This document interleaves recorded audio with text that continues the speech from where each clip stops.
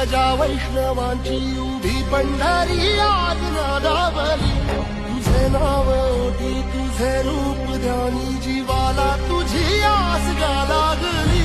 जरी बाप साऱ्या जगाचा परी तू आम्हाले कराची तू माऊली